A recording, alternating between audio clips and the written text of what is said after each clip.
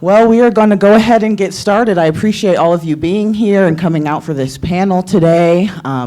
My name is Tassy. I'm the work program manager here at Antioch College. And if you have questions about the work program, we can talk after this. But today, we are focusing on this panel. And I just wanted to read everybody the wonderful description that was available on the website, just so you can kind of have a framework for what we'll be talking about today before we get into introductions of folks on the panel. And so this panel is about interdisciplinary approaches to food justice. And we have with us Shannon Edwards. We have Alex Klug here and Brooke Bryan. And then we have Tom, who is online. It says Tom Hercules. On here I have Tom Boothe. So whatever you prefer there. And just to place us again, the question that is kind of sitting with us is, how can we think about food, the ways that it's grown, distributed, and consumed as a central site for justice work? Ensuring communities have access to healthy, culturally appropriate foods requires a holistic and structural approach that necessitates reckoning with historical structures of oppression and their afterlives. In this panel discussion, alumni with perspectives in activism, policy advocacy, soil science, and farming will illuminate the complex entanglements of land, food systems, and collective approaches to owning them. This conversation will consider how creative and scientific approaches can foster more equitable, resilient, and nourishing ways of gathering and sharing food, honoring both the people at the table and the land that it sustains. And so as we're getting started, I'd like each panelist to introduce themselves, and in one or two sentences, if you could just give us, what brought you to this work and what keeps you here. Tom, we can start with you and work our way down, if that's okay. Okay, that's great. Do you need me to repeat the question? A little bit what we did, why we're on the panel. That's the idea? Yeah, introduce yourself and then what brought you to this work, okay. Why you're on this panel, absolutely. Okay, so my name's Tom Boothe. I graduated in 1991. I've lived in France for about 22 years now. And I'm on this panel because I'm going to talk about I helped create a big food cooperative here. And it's a participative food cooperative, like the Park Slope Food Co-op, if you know what that one is. And Park Slope is the only place that ever pulled off this participative model. And we are the second ones that have done it in the world. And since we've done that, a lot of people in Europe, first in France, but now in other countries, have been inspired at least to try to do the kind of co-op that we've made, and I'll explain in more detail what that is as we go on. Wonderful, thank you. Shannon, we can come down to you. Hi there. I'm Shannon Edwards, 78, class of 78, and I was a theater major. So what am I doing here? That's the question. It's very interesting. While I was here in college, I believed that art was something important. Right after Antioch, I had many co-ops in children's theater. I had a Thomas Watson Fellowship that took me to Europe for a year, and I studied theater there. And there, children's theater was the place for social change. They were working on racism topics and power structure. And I came back here, and guess what? I got to do fairy tales, and I was really pissed. So over my history of college teaching for theater, I was able to do classes in social justice. And then came Trump in 2016, and I was retired at that point and decided, you know what? My skills in producing, directing theater and changing the world need to go to a whole new skill set. So many of us have many careers, right? And so I created a group called Central Valley Matters alongside many people because I was knocking doors in Bakersfield, which is our agriculture epicenter. 70% of our food, of our nuts and come from there, and I think 30% are fruits and vegetables. It's the agribusiness world in the Central Valley, and it is our Appalachia. I had worked on co-ops in Appalachia, and it just felt like I needed a place to serve because I come from Antioch, right? It's Horace Mann who did that to us. So anyway, I'm here because I found a new career in supporting farm workers, and I'll tell you more about that. Thanks. Thanks, Shannon. Yeah. Good morning, everyone. Can you hear me? Okay, great. I'm Alex Klug. I actually had the privilege of coming to Antioch twice, in 2006 and 2013. I've yet to graduate from the school, though, but I will someday. But I'm really happy to be here today, so thank you. And I think what brought me, actually, I credit Antioch to having brought me to this work. My first role as a farm manager was actually through a co-op here at Antioch, and so thank you all for that. And the reason I think I do this work is, like, I believe really deeply that we can have a food system that is dignified both for people and our planet. And I'm still doing this work because we are a long, long way from that point. Thank you, Alex. Hi, hello. Brooke Blackmon, Bryan, formerly Associate Professor of Writing and Aesthetics here at the college. I am freshly bioless. I am a full-time farmer. And I think what brought me to this work is first, originally, an antidote to email, really, needing to have my hands in the soil. I raised 3 kids, and it was easier to get them to clean a chicken coop than it was to clean their room. So we leaned in over about maybe a 15-year period of time. I don't know, things kind of escalated, and now I'm down the road freshly on a new historic farm. And I am running a sort of significant specialty poultry operation that has to do with, as I understand it philosophically, from a Deleuzian sense, iterativity, ontological iterativity down the line of my chicken breeding. We can go there. We can get crazy here. And also I run a dairy, raw dairy milk herd share, and it is these issues are very much connected to sort of imperial, colonial, and capitalist structures. Why we have access to the poultry that we do, why we have access to the milk that we do, and so for me, I feel that philosophy radicalized me, and the only thing I could do was put my hands deeper in the manure, which turns to soil. So more on that later. Thank you so much. Continuing on here, Tom, we're going to come back to you. Thank you for kind of prefacing your work that you have done with La Louve. And the question I have for you is, you co-founded La Louve, and it's a large participatory food co-op in Paris. For people who are not familiar, what does a participatory co-op mean in practice?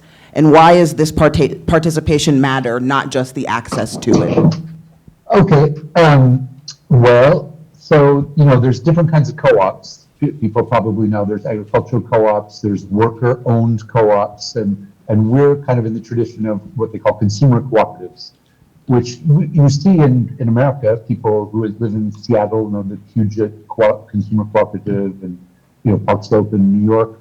And basically the idea is that's a cooperative in which the clients become the owners. And so it was born at the beginning of the 19th century in terrible industrial conditions it was a model founded by workers and philanthropists to stop exploitation of basically small food shop owners that exploited working class people in industrialized kind of cities. And so that's the basis of the model, that there's the clients are the owners. And so they're less motivated, they're motivated to make the right choices in running the co-op. So in the 1960s and 1970s, mostly in America, but also in Europe, there were what we call, affectionately hippie co-ops that were started, and that was built on this model, this structure of, the clients are the owners, but the idealistic goal was to deepen the sense of cooperation. And so the way of thinking of how can we do that is like, okay, everybody who joins our co-op is going to be a part owner, but they're also going to work in the co-op. And so there were a bunch of co-ops like that, little ones, and in the 70s, the 60s, and anything of any size ended up dying or converting to a non-participatory model. That's the participation when people work. Except for the Park Slope Food Co-op. That's the only one that survived as a supermarket with that model. And so the advantages of this participation are, number one, it makes, when you're sharing capital, it's kind of abstract. We're all co-owners in the store, but we feel like clients in the store maybe. When you come in and you work, like at our co-op, 3 hours a month, you've been in the stock areas, you've cut cheeses in downstairs, you've run the cash register, and so you are very. It's a place where it becomes a social hub kind of thing. It's hard for me to talk about this. I always talk about this in French. It's hard for me to find the words in English today. Hold on 1 second. I've got to just see what's going.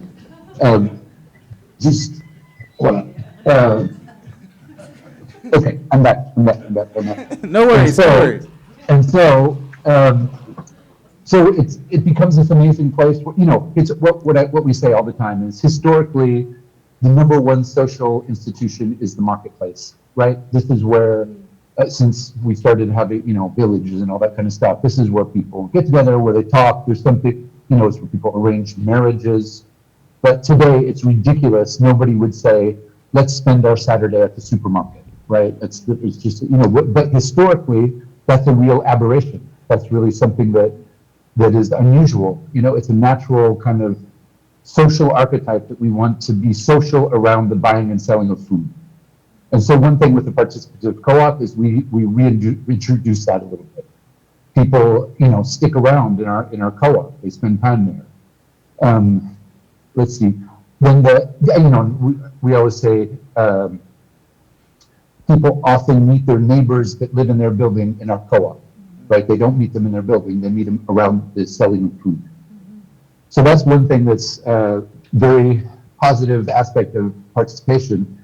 The other is that it's economically very sound in the sense that we're a big supermarket. We do 10 million in sales a year. A supermarket of that size in Paris would have about 40 to 50 employees, and we have 15. I'm one of those employees. And so that makes it really inexpensive to run our supermarket. And so what that means is that we can allow ourselves to put a very low markup on our products. We put a 22% across the board markup on our products, whereas the average just at a supermarket, not talking about specialty shops, would be around 40 to 45%. In specialty shops, that can go up to 50 to 75%. And so, people through their cooperation do two things. They save an enormous amount of money. People if they were to buy the same products that they bought in our shop, in other stores, they save hundreds, if not thousands of euros a year. And so we're in one of the poorest neighborhoods of Paris. We have a mixed, economically mixed kind of group. And so that's really important for some people. And what it ends up doing, all of this comes from me studying with John Ronsheim, who had that great idea for democratizing high quality food. Right? And when I saw Park Slope, I said, this is the first place that has done the really hard work, the important thing that I've seen, which is price. They found a way to make, there's a lot of great educational programs dedicated to how one should eat, but if the food is not affordable, people can't do it. And so, like at our co-op, we can sell organic fruits and vegetables for less money than the non-organic fruits and vegetables at the supermarket next to us. And so, and across the board, people just, everything is much less expensive. And so what that ends up doing is it allows people with a relatively limited revenue to eat extremely well. And so that's already great in New York, but in France, where authentically what you eat is very important to your life, it's mind-blowing for a lot of people. Thank you so much for sharing that context, and we'll get more into that with the future questions, and we'll have time for a Q&A at the end as well if people are having questions as we go through. So I appreciate that, Tom. Thank you. We're going to continue to move down the panel just so everyone has, their fair share of time to engage with you all. So Shannon, we'll come back down to you. And you mentioned that the Central Valley is like our breadbasket of the nation, and it has some of the worst air, water, and poverty, air quality, water quality, and poverty in the country. So from your perspective and in your experience with organizing, what can people do to support food justice, and what has it looked like there for you? I just want to tail on to that one. One thing I've done in my local town is I created a food pantry with about 50 volunteers. We bring in 5 tons per month, and we have 2 open refrigerators and 2 cabinets that get filled every day, and we're feeding a rural area by Santa Cruz, and happy to share about that. That's like free food. That's pretty good. It's not free. I mean, of course, it takes a lot of time and a lot of effort, but we are feeding 300 people every week in our neighborhood.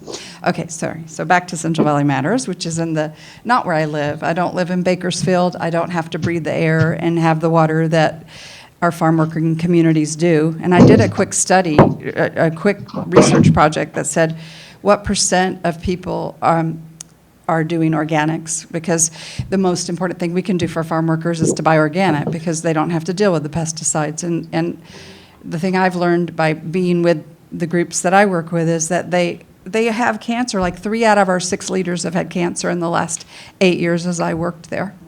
It's horrible. And you watch their Facebook accounts and there's deaths all the time. It's really been eye-opening to become neighbors and friends with them.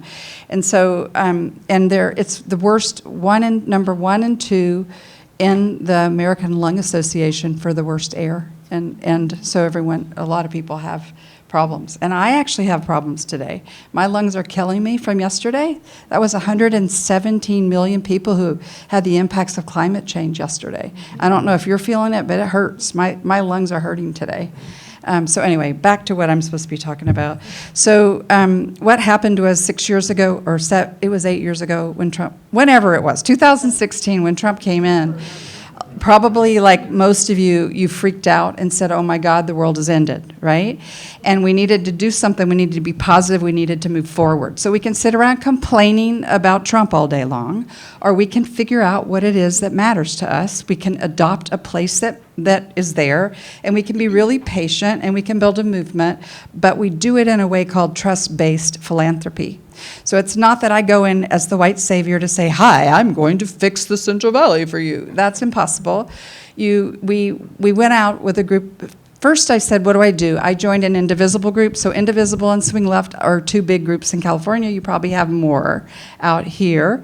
And so I joined my Indivisible group, and I started like Antioch. I did classes. In the classroom, I had to learn what was going on with my nation. I had not been doing much, right, in the world of government, but I knew we had to do something, all of us, just whatever it is that we can do. It doesn't matter what you do. And then I went to co-ops, which mean I went to Bakersfield. Bakersfield is the microcosm of a world that the poorest people move to. So when you go there, it's every mom and pop, Hmong restaurants, Thai restaurants, Basque restaurants, Mexican. Everyone's there. It's 76% Latino and 70% under the age of 30. The average age is 30 in that area because it's affordable in California. It's the middle. It goes from Fresno down to Bakersfield. It's the middle. Like I said, it's our Appalachia. It's the average income is, I think 80% have a high school education. It's a really, you don't believe that about California, do you?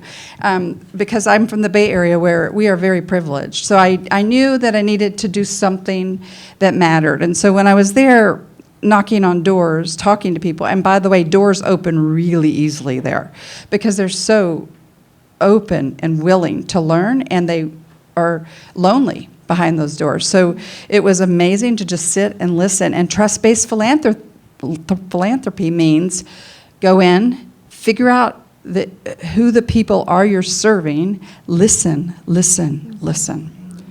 And so by the end of the first round, like I would go for a weekend from the Bay Area on my co-op with my friends to have a slumber party, just like work week here. I mean, you go for the weekend, you stay in a hotel, and you go knock on doors and you say, hi, voting really matters because the turnout rate there is the worst in California. Why? You speak Spanish, you work 3 jobs, you don't know what a ballot looks like. There's so much education to do, and it's not, they don't want to get it wrong. They think of it as a test, the ballot, right? So I realized at the end of this time period, I was working alongside other community-based groups that were in California, or in that area, and they came to me the last night and they said, Shannon, we really need your help. We don't have people who have money to give to our area. What can you do to help us? We want our young people to step up and be the next generation. This is the place where the United Farm Workers were founded by Dolores Huerta and Cesar Chavez, but really Dolores, she's my mentor, and she's been helping with this group since the beginning. But anyway, I kind of went home and I just couldn't sleep at night sometimes, like, what am I doing with my life? What can I do? How can I help? So, I'm not a person who lives in a fancy home. Ken and myself we live on a pear orchard. We can our pears. We heat by firewood. We're a little bit rural, and it's not like I have $1 million, but it's like I started to learn that it's called relational organizing. We all know what that is. I talk to my friend, that friend talks to that friend talks to that friend. And when I ask you for $100, if I ask 10 of you, I can get 1,000. And if each of us could just boost up because we realize this matters and it's our legacy and we have some extra money in the stock account perhaps, we can do 10 people at $1,000, and that's how much? That's $10,000 that I've raised, right? So over 8 years, we are in this district that has plus 16 Democrat registration. That means people go to the Kmart and register people, but no one votes. But they have a Republican who's horrible, who votes with Trump 95% of the time in this area. Why? Because it's disenfranchisement. That name, Kevin McCarthy and Nunes, those two, they're connected to this area. They're the ones who put in Elon Musk put in $10 million worth of attack ads to say all politics are bad, all they're terrible, don't vote, they're just useless. So Democrats would sound useless and Republicans would sound useless, and you'd knock on a door and they'd go, I don't trust anybody. So they don't vote. It's called disenfranchisement. So anyway, over time, we decided by first looking at our area, finding 35 nonprofits that are living and knowing their neighbors, and we did a huge vetting process, and we chose 6. And so we support grassroots groups on the ground, in knocking doors, knowing their neighbors, doing things that matter to them. And the way they raise money is crazy. We're not a corporate model where you're going to say, well, for $1 you get 1 vote. No, they do things like Latina women come together to have manicures done for free. They're the kids' mothers who are at a school. They go to a little house, they get a free manicure, and they start to talk about the water and the air and their children, and they don't have a playground, and it's 110 in the summer. And they become these amazing activists who they're called neighborhood organizing groups. And so that's just one example of one of our 6 groups. We have a young LGBTQ group that has like a care EOKI. They care for each other, and they do that on Friday nights. They come together, and so they're getting young people to build a bench in a place that matters really a lot. And over time, by trusting them to figure out a way to make people want change, and by starting from within, and by us in the Bay Area raising funds, by me asking Lori and David, there's donors in this, there's probably way more, Ken, other people who donate. Over time, we've raised $2.2 million in 4 years. It's been, I think, two fundraisers a year on Zoom. Dolores is our mentor and always speaks on September 8th. It will be our second. It'll be with Jane Fonda and Dolores Huerta. They'll talk together, and because of their stature, they can get people like us on a call because we want to hear them talk. Dolores. Sorry, I'm good. That's the third question. Anyway, it's a way to get us to want to do something constructive. We can make change. Sitting around and screaming about Trump makes us sick. But we've built this community of beautiful activists from the whole Bay Area, swing lefts, indivisibles. We come together to support this one little place that needs us. And it takes time, and it takes patience. And so thank you. Sorry, that's enough for now. Sorry. I could just go on for all day. Thank you, Shannon. No, that it's really important. Yeah, absolutely. Give a hand. And we'll be able to get more into that, talking more about your work in Dolores as well, too. So I appreciate you just giving some initial context and, just playing off of another model of ways that we can be in community and be participating around these topics. So I appreciate that, Shannon.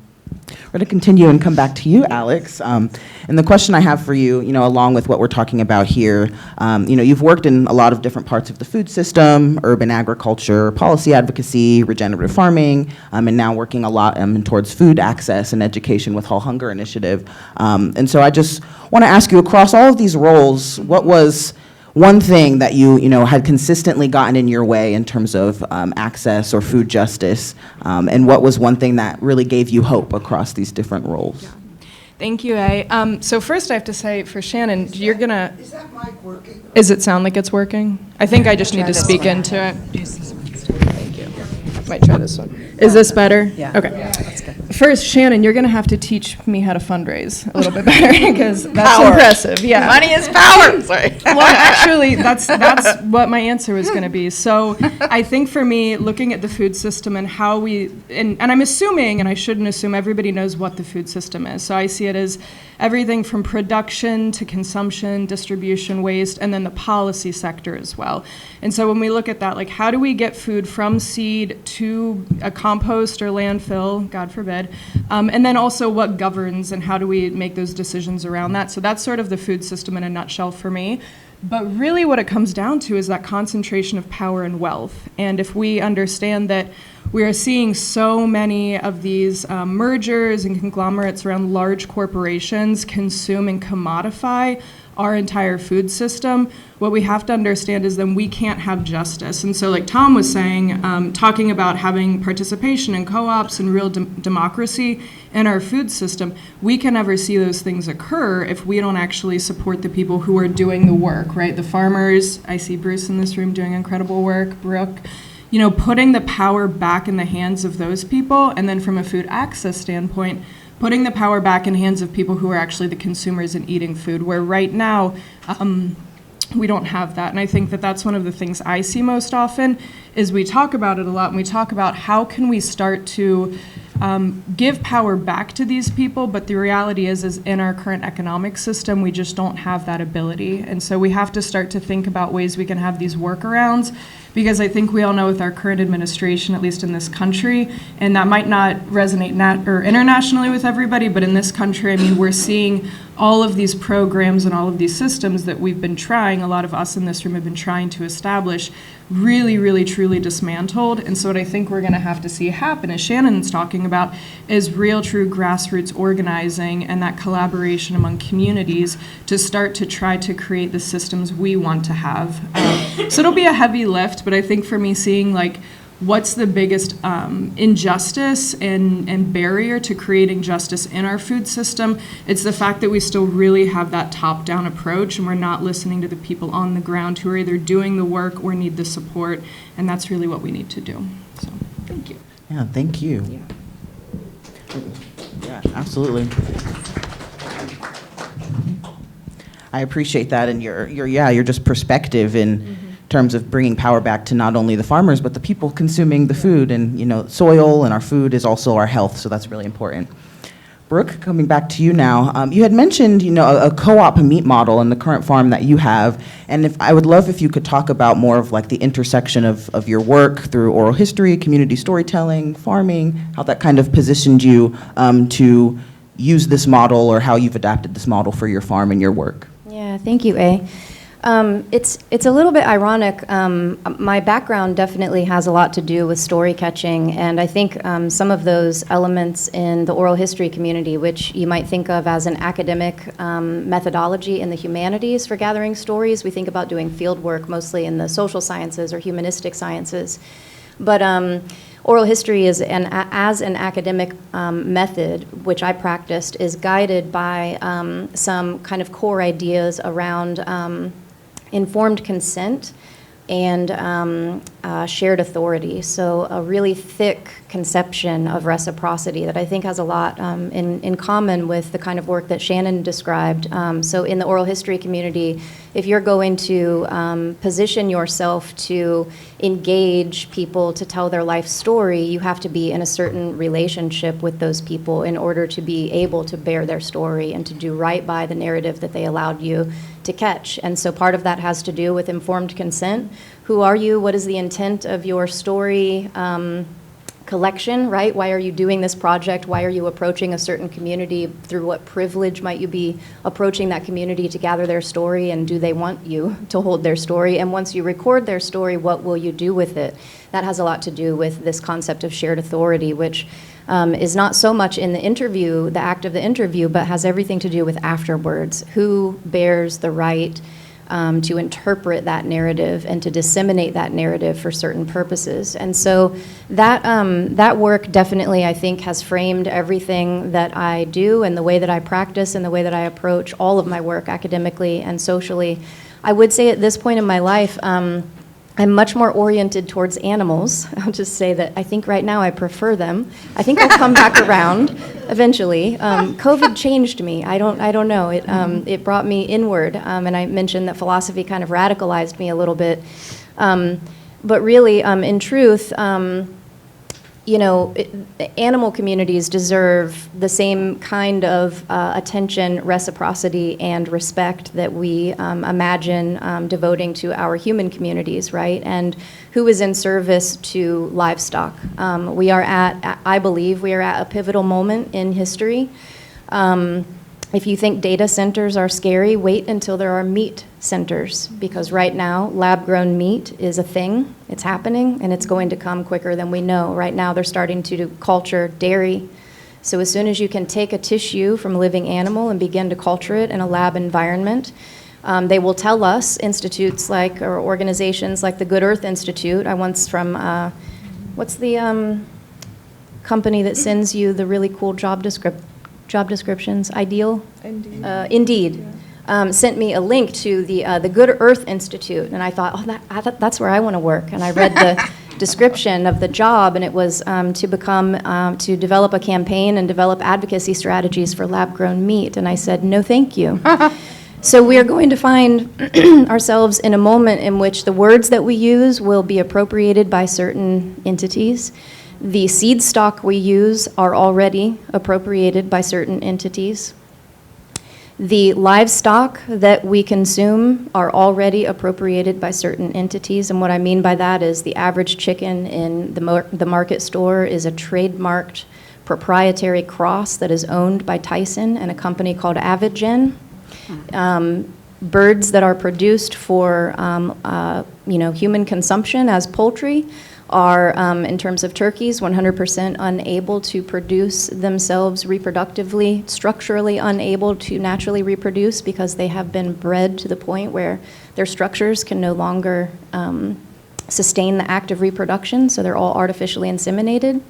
So what has happened to our food sources, right, is also in keeping with what has happened to the livelihood and the well-being of the livestock that produces those food sources. So over time, once you start to see some of these narratives, to me, food justice is focused on not necessarily the dissemination of food towards marginalized communities, but understanding the livestock and the experience of the livestock and the corporate entities that now own and are patenting livestock, which follows what I learned about seed, really. And I also have oral history to thank for that, and some of my colleagues here, Beth Bridgman, who did a seed saving, got really into seed saving, and people who are sort of building archives of seed collections, right, heritage seeds, and how to keep them alive in the age of, further technological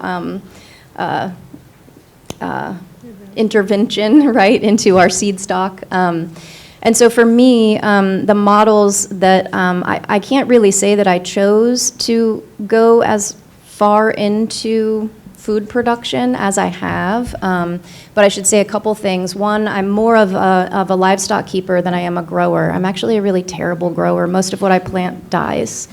I'm much better at keeping animals alive than I am at keeping my average, market garden row alive. Partially that's the land I've had to work, but it also is, I think, evidence of how I spend my time and what I really feel, connected to.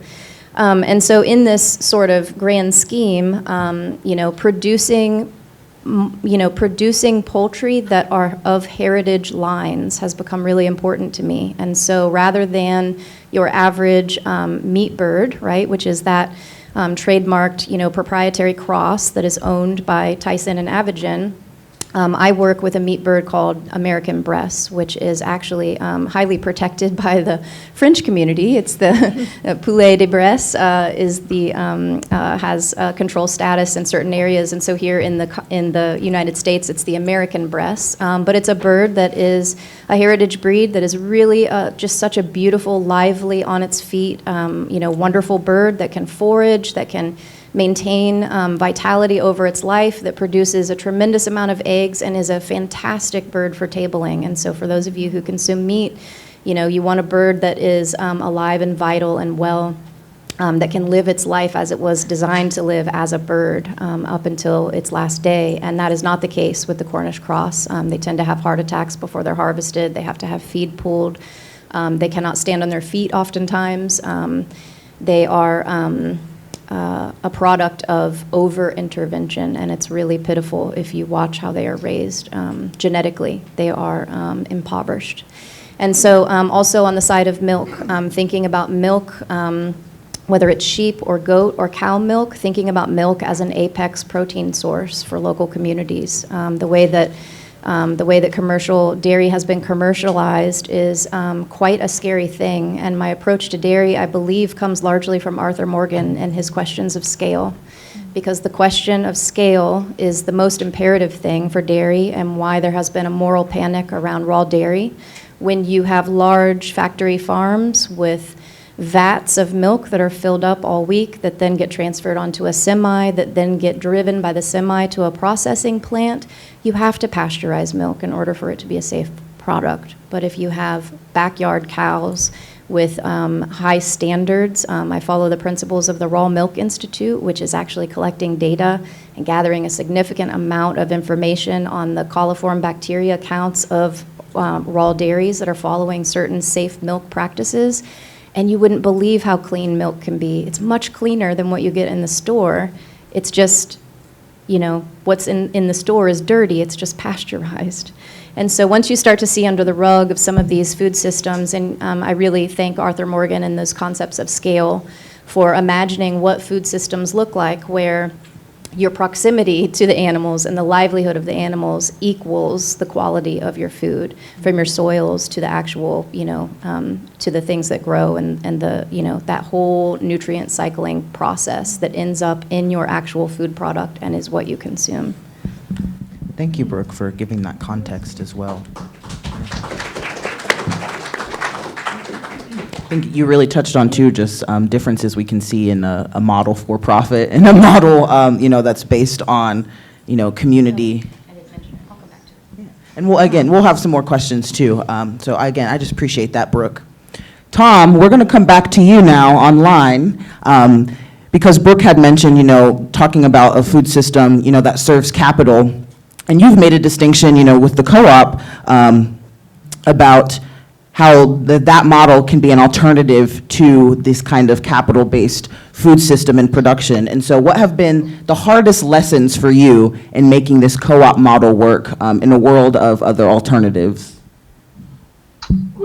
Well, I say that kind of incredibly, we've worked really hard, but we haven't had that, touching wood, but that many real hardships. It's been a pretty successful adventure with our particular cooperative. It's a totally different story for the cooperative movement at large. Basically, which the problem is, it's very hard to maintain a cooperative in a capitalist economy.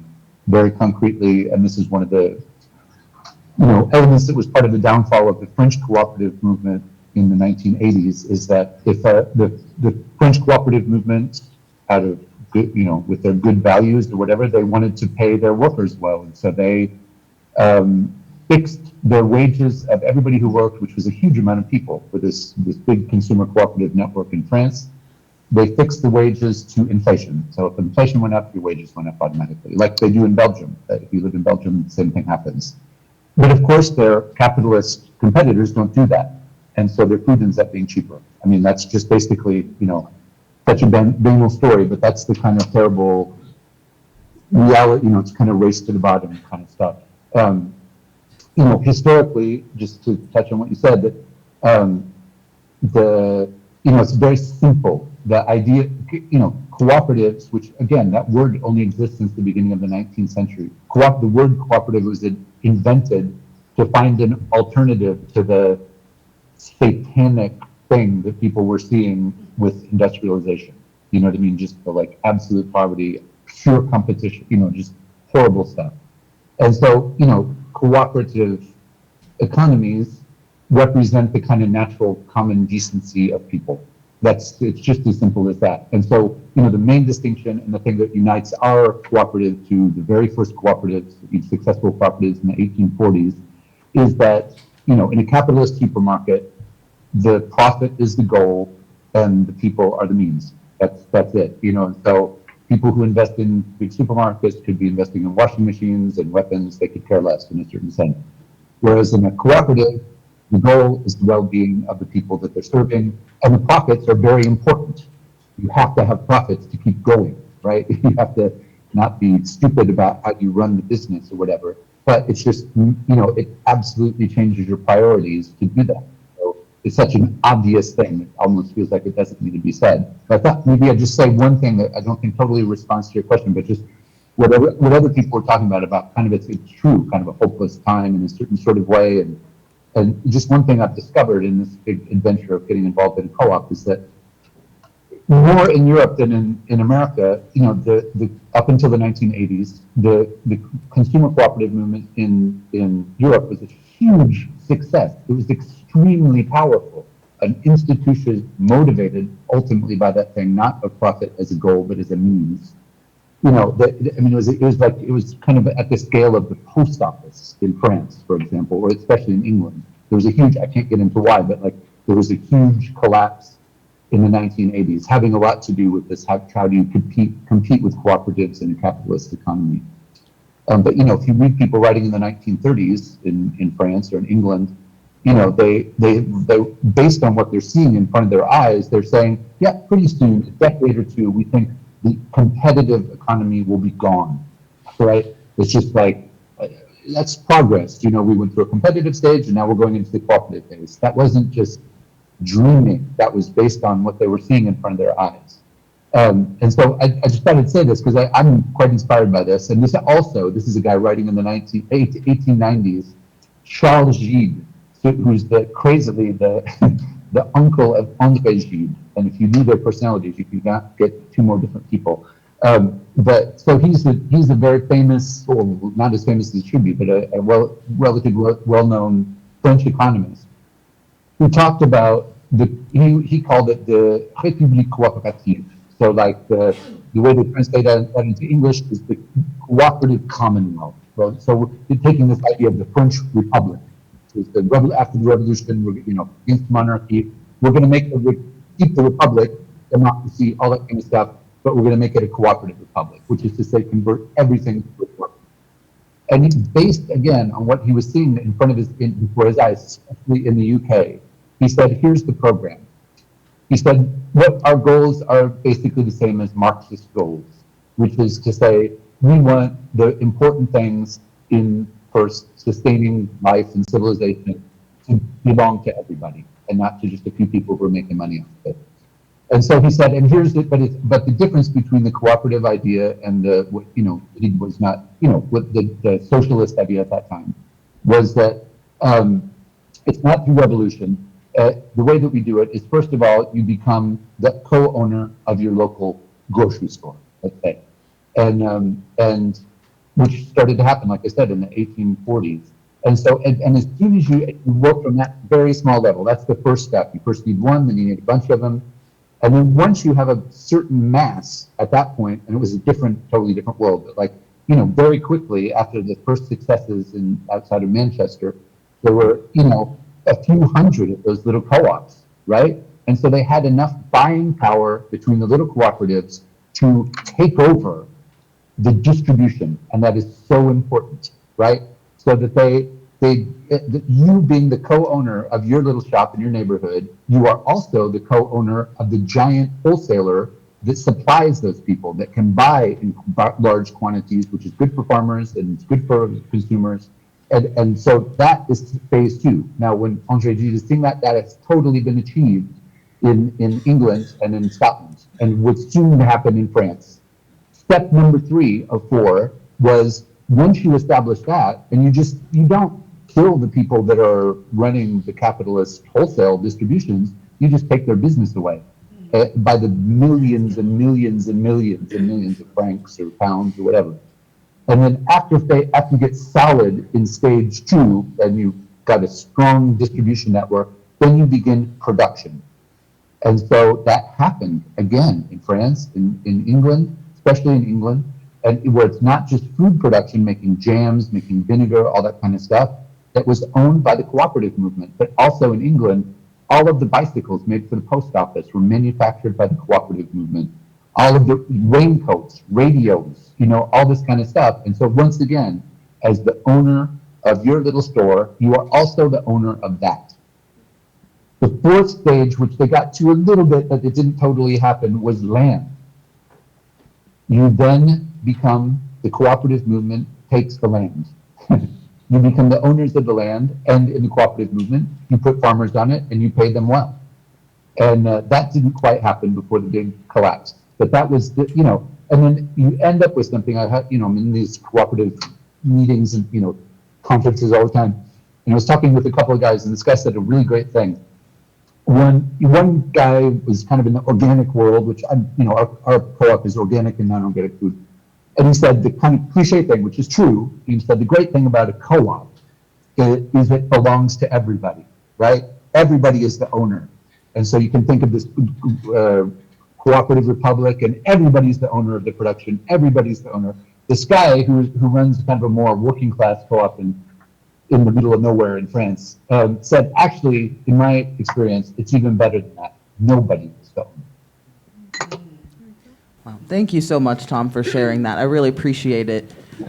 Yeah, thank you.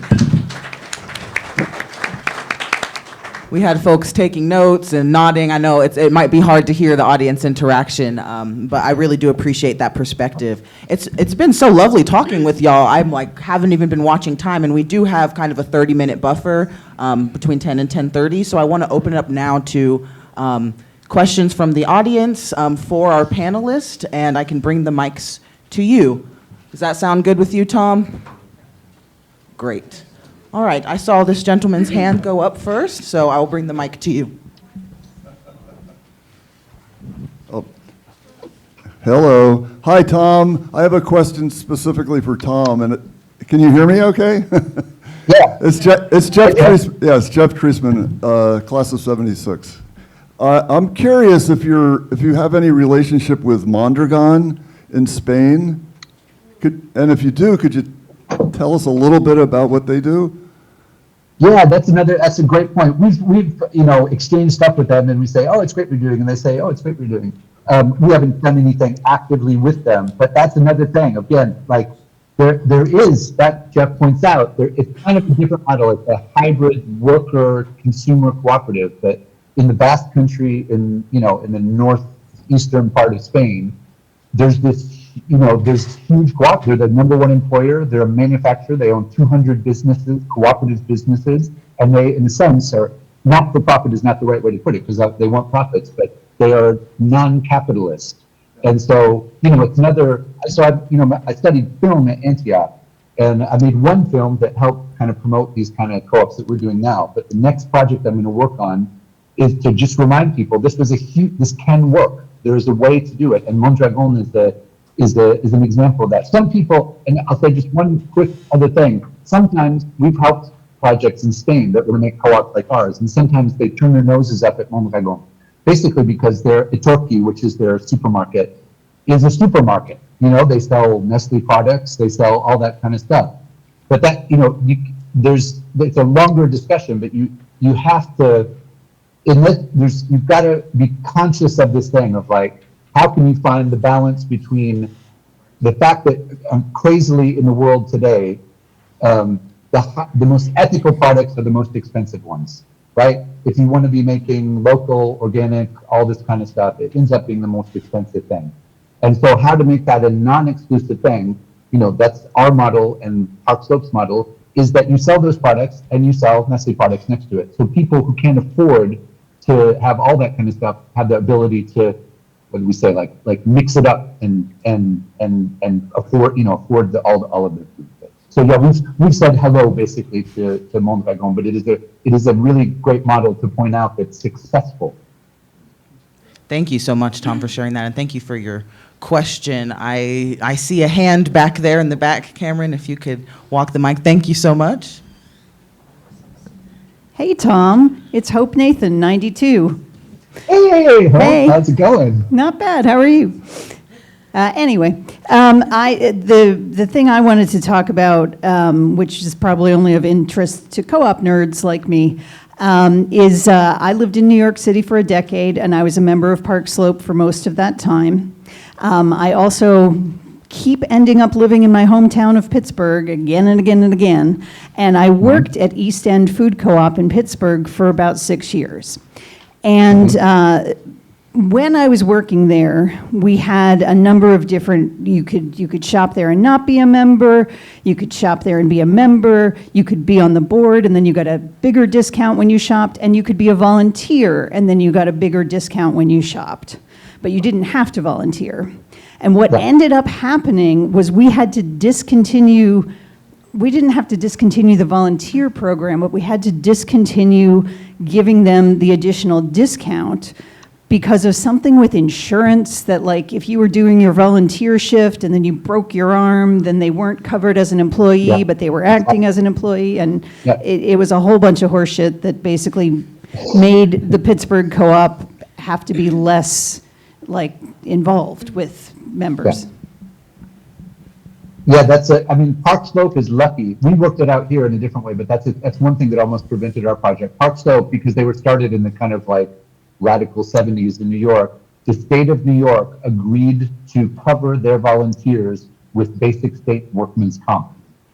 And so they lucked out. Pittsburgh's a progressive city too. It seems like maybe there could be there has such a, union-based, kind of good social programs and all that kind of stuff, that there could be, the solution that we found, I'll just say in France, I don't know if it would work there, is that people in our cooperative are at the same time shareholders in our business, which is La Louve, which means she-wolf, by the way. I don't know if we said that. It's such a funny title for a supermarket.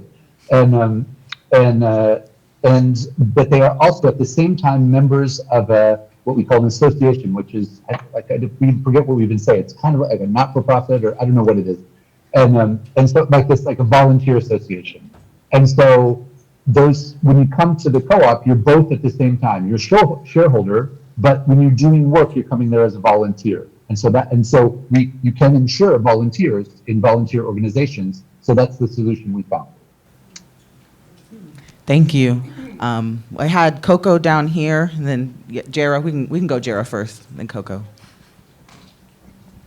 Hello, Jara Oliver. I'm a staff member here in the Office of Advancement, but in my other life, I am a doctoral student in ag leadership at Ohio State, and I'm writing a whole dissertation on this land legacy leadership and decolonization of land. So when you brought up the one in Spain, there's another community that I wanted to see if you had any awareness of and any feedback on in the Netherlands, Oosterwolde, where they're peri-urban and they require 50% of the land of all residents to be used for agricultural purposes, and they also have a co-op and all of that. So I just wondered, even if it's not that specific community, is there a kind of conglomeration of co-ops and of this in Europe that someone could go to and see all the different forms that exist, or a one-stop shop to kind of get an understanding of all the different types that exist, and like me maybe be able to visit them for my work. Well, there is I didn't hear totally, but is that question addressed to me? Because I heard about Europe. Is that right? Yes. Okay. Yeah, so there is something called the International Cooperative Alliance, and that's the starting place. I mean, so, there's one kind of co-op that I don't talk about, which is retailer co-ops, which is just kind of ends up being the same thing as a cartel. So, it's, store owners that want to make as much money as they can, they get together and they make their distribution to that end. So that you can eliminate, right off the board. But, it's not that. There's agricultural co-ops, there's consumer cooperatives, there's worker cooperatives. Within France, for example, there's few different kinds of consumer cooperatives. But the place that does unite all of those internationally is the International Cooperative Alliance, the ICA. Thank you, Tom, and thank you, Jara, for your question. Coco, you had a question? Yes, thank you. My question is most directly related to Brooke's comments, but I also want to open it up to our other panelists if you have thoughts. And it's generally about the question of scale and scalability. I currently work on a farm and ranch in rural Northwest Oregon where we raise Cornish cross. Though they have, totally fine. I mean, they are pitiful birds, truly. But, they have more access to fresh pasture and significantly more space than they would in any kind of, conventional environment. But that being said, the farmer that I work for, who I, truly respect, is really, really concerned about the issue of scalability. For one, because we have to raise 4,000 birds a year so that he can pay the mortgage. But then also he sees a sort of political expediency to being able to, sell chicken to the local school system, for instance. And so going back to the sort of prioritization of, animals and livestock and, the concern around livestock patenting, and then the political expediency of feeding people or providing access to maybe a slightly more ethical product or something. And then, I think that, for one, just, the personal reflection of these birds are pitiful and sad, and I've wrestled with it a lot as I've worked with them, but there's still so much care that goes into feeding them and just keeping up with their maintenance on the daily basis. And then also, there's this risk that I think, this farmer is particularly concerned of, that if things are too small, too localized, then they can also sort of become just a lifestyle commodity. And so how do we wrestle with this sort of question of idealism, political expediency, maybe their unnecessary separation sometime, and I'm just hoping you can provide a little more reflection on that. Yeah, thanks, Coco. There's no monolithic answer, right? Every community is different. Every scope of cooperative relationship that's established is a different scale, and I don't think that there's a one-size-fits-all. Arthur Morgan might have. Does anyone remember the scale of community that he thought was possible? I'm actually trying to remember right now. It was very small. Yeah, 5,000 individuals in deep reciprocity. So essentially about the size of Yellow Springs, but a little bit bigger. So the question of scale for me in livestock is really imperative. I want to mention a different cooperative model that's not really like the cooperative grocery store that's in contract with larger scale producers, but that a cooperative model that's in relationship directly to a producing farmer. So hopefully there's still a farmer down the road, close enough to most communities that something like this is possible, although that is difficult in some areas. The idea with that cooperative model is that your herd share, your cooperative model, is where, for the milk model, and this is organized by the Farm to Table Legal Defense Fund. If you're not familiar, they do really good work in the United States. You basically buy into the herd. So for my herd share, it's $50 per share, and that makes you a co-owner of the herd. And once you are a co-owner of the herd, you are then entitled to a dividend of the milk that herd produces. And this gets you around the laws for not being a certified dairy operation that is managing all of the USDA requirements at commercial scale, because you are now a co-owner of the herd and you are entitled to a certain amount of milk that is produced, or butter or cream, from that herd. And so then your monthly fee is what is called an adjustment. You actually pay the farmer a small monthly fee because, again, just like the cooperative numbers, you're just one of many. And then that farmer is paid to maintain and care for the animals and bring the milk to a jar that you then come and pick up. And so that model is workable for pastured poultry. It's workable for pastured pork. The cooperative model is that, here a certain number of animals go on ground and there's a time to harvest, and then at the end of the harvest, you are able to bring, that back to your own family fridge and freezer. That's the model that I really appreciate, that I think is better than the commercial models, because once you're in the commercial model, it's always a question of scale. How many of X product can I produce? What is my dissemination strategy? How will I distribute? And what price can I get per item? And I think when you bring it back to, here's the amount that, here's my land, and my land can support, in a regenerative nutrient cycling program, this many animals. And so with this many animals, what is my production? Who can I be in a relationship with that would like to benefit from what these animals produce in a relationship with the soil on this land, such that it can become a whole operating system that iteratively can survive and thrive year after year. So it's a totally different model, I would argue. I really feel for small farms. I think small farms that aren't, providing direct to consumer are really stuck in that middle place, because if you scale up, you have to compete with commercial prices and you have to produce quantity. Even to supply one local boutique restaurant means you have to produce a quantity that is already out of scope with probably your land's capacity and perhaps maybe your, the help that you have on site. And in order to produce more, you have to bring the number down to something like a wholesale price. And I just think that it's a fool's errand. I think direct relationships with end consumers is really the solution for small farms.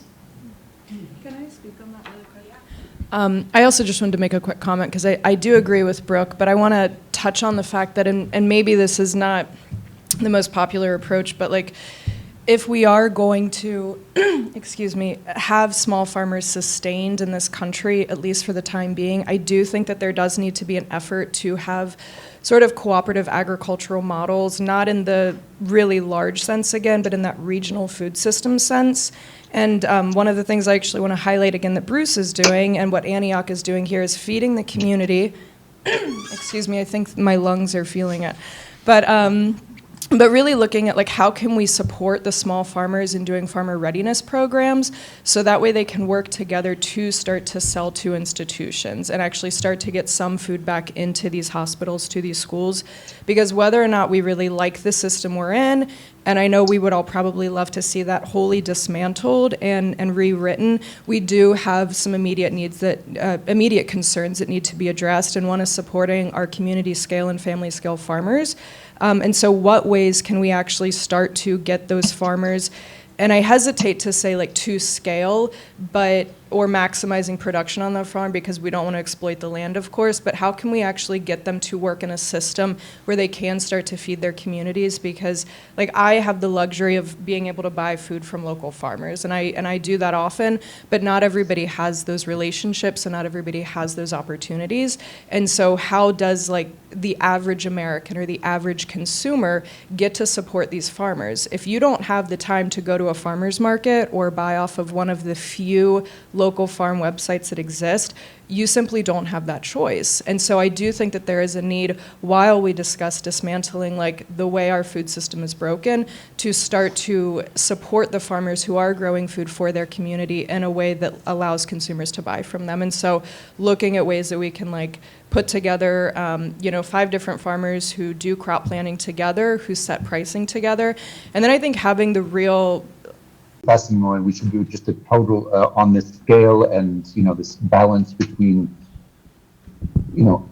I don't even want to say ideal, but just between small farms and mass distribution, basically, in a certain sort of way. But just one thing, I don't know that much about them, but I know that Toxo, they have 2 big, they work with one big farm, but this quality farm, Pepworth Farms. It's a big farm, but they, it's organic. They do a great job. They employ a lot of people. But 2 of their other big suppliers for produce are, one, the Amish, right? And two are farmers that are represented by this distribution called regional access in upstate New York. I don't know if anybody knows about that. They're not a co-op, but apparently they're a kind of a philanthropist. Basically a fruit and vegetable wholesaler that acts as if the well-being of the farmers was the goal, and they've been pretty successful. And just a thing to throw in with that, because it is important not to, there should be, that was what was great about John Ronsheim's culinary proposal, because it addressed all those aspects. Yes, we want the ability for people to go and make small farms and do that kind of stuff. And we need to take care of logistics, and we need to take care of food policy. It's a huge thing. But just on the thing of transportation, which we see all the time with our cooperatives, we cannot have a direct buying from farmers or direct delivery from farmers, even to small co-ops, is the least efficient and most polluting version of food distribution, because it involves trucks that are not full, usually, if it comes directly from the farmer, that are going to someplace and then they return empty, which is the big no-no if you're trying to not have big carbon footprint. And so just don't, when we're thinking about upscaling and all that kind of stuff, don't throw out, we have to fight this still at the Louvre. Everybody wants us to work directly with farmers, which we very seldom do. We work with a few really excellent farmers who make distribution cooperatives. That is a great solution, right? Because then they can neutralize that. We say to people sometimes who kind of turn their noses up on us because we don't want to work directly with all of our producers. We say, imagine if everybody when people used to write letters to people, if everybody who wrote a letter to somebody else said, I will only accept that letter from you if you deliver it yourself in a car. It's ridiculous. And we have something that's called the post office that puts all those letters into one big truck and does it. So for us, the thing is not saying that's a bad thing. It's the ownership of that is bad. We want I really personally think after the experience, the best ownership model for that kind of distribution for fruit and vegetable is cooperative, farmer-owned distribution. That is one. Thank you, Tom. I appreciate that. Brooke, I'll let you go ahead. I also just want to mention we are coming to time, and I want to give people some time to transition before this, but please go ahead. I just wanted to make a quick direct response. When a farmer is selling direct, so a gallon of organic milk is $14, $7 for a half gallon. That's the typical price around here. That's less than an organic Horizon or offering at the grocery store. So the consumer is winning, but the farmer is actually paid that price directly. And as soon as that farmer starts to sell into a cooperative distribution, like Horizon starts to buy from your farm and they come and pick up your milk, you are paid perhaps 50 cents per gallon. And so this is a real question. I'm sitting here thinking Shannon's level of community organizing and this level of, farm to consumer legal defense funds supported, structure for farmers that provides safety for farmers. If you were to combine those two things, perhaps there is the answer for scale. I know you've had a question for a long time. Yeah, if I don't want to, halt your question, but please go ahead. Yeah. There's one. So it's a question, I guess, comes from Thomas and Brooke, but for everyone, when it comes to shouldering the burden of the production and Shannon's work, which ultimately cleans up like what we get when we buy like slave chocolate from Nestle, right? But I'm curious, I spent a lot of time living in Minneapolis, and it's a really great place for cooperatives. There's a real estate cooperative in Northeast Minneapolis that rents out buildings to other cooperatives at below market prices. In that way, they shoulder the burden for a lot of like the ownership that cooperatives need to survive. And I was wondering, Brooke, in your experience, and Thomas, in your experience, what are successful strategies for skirting capitalism like the herd share, and what are the best ways to shoulder the losses that the cooperative has to have in order to be anti-capitalistic?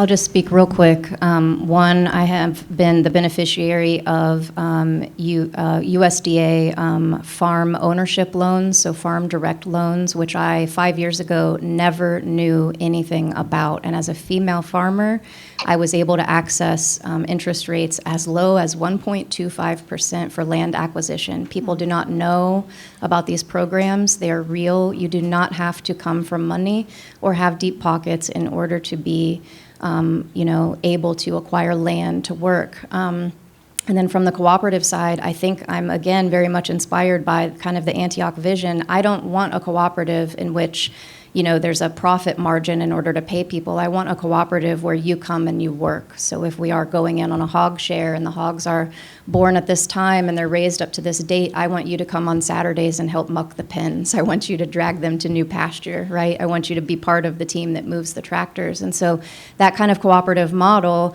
is where your work goes into, you are now in relationship with the food that you can see with your own eyes through your own work that the animals have had an excellent existence up until the day of their harvest. And so that's kind of the model that I see. I mean, just very quickly for us, with our specific cooperative model, the advantage is it's our members doing the work that's shouldering it, if you want to put it like that. The fact that we are able to, sell things at really great prices, and we pay the farmers the prices they ask. And I'll add to that, sometimes we don't pay them more. There are some kinds of urban projects that would like to, like a solidarity price and stuff like that. And for us, there's some projects like that can be okay, but those people are taking for granted that the farmers are going to be in a worse financial situation than the people who are buying the food, which is not the case in our cooperative. And so we have a thing that we pay what farmers ask, and we are able to propose excellent prices because our members pitch in and work. And so that's where the shouldering happens. Thank you, Tom, and thank you, Brooke. Thank you, everyone on the panel. It is 10:20, and there is going to be an award that's taking place here at 10:30. So if we can just give a final round of applause to our panelists here.